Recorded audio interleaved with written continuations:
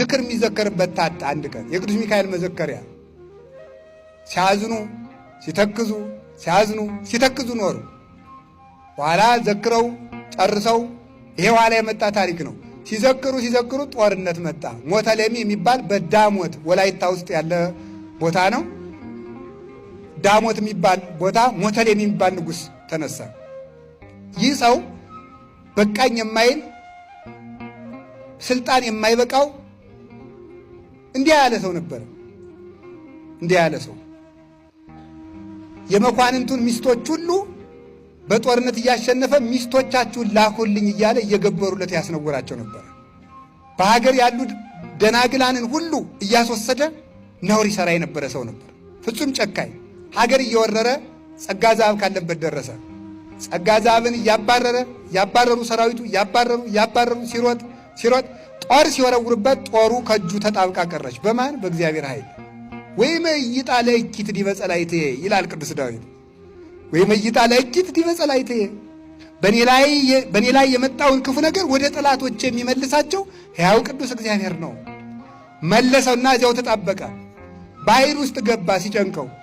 ባሕር ውስጥ ሲገባ እውነት ቅዱስ ሚካኤል ውለታዬ ነው ዝክርን ዘክሬ ፈጣሪ ይሄ ነው ውለታዬ በዕለተ ቀንህ ደግሞ እያለ ይጨነቃል። 3 ቀን ባሕር እንደ ቤቱ ናው ሰነበተ። ኋላ ቅዱስ ሚካኤል መጥቶ እንዲህ አለው፣ ሀውጭ ሳለህማ ባድንህማ አይደነቅም ነበር፣ እዚህ ገብተህ ሳወጣ ነው እንጂ የሚደነቅ አለው። መልሶ አፈፍ አድርጎ በክንፎቹ ታቅፎ ከሚያገለግልበት መቅደስ መለሰው።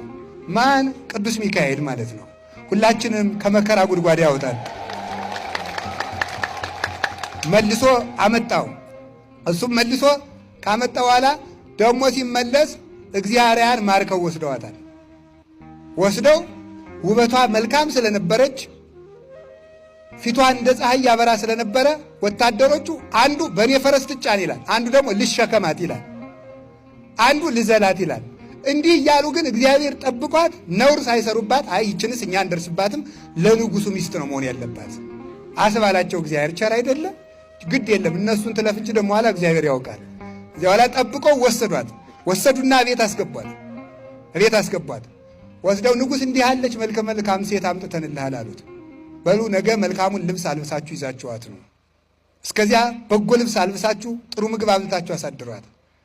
ከዚያ በኋላ ለጣቷ ቀለበት፣ ለእጇ አምባር፣ ለአንገቷ ማርዳ ሙሉ የወርቅ ልብስ አልብሰው ዘውድ አገታጅተው ንጉሥ ልትሆኝ ነው፣ እንኳን ደስ ያለሽ ንግሥት ትሆኛለሽ እያሉ አለበሷት። እሷ ግን ታለቅስ ነበረ። ፈጣሪ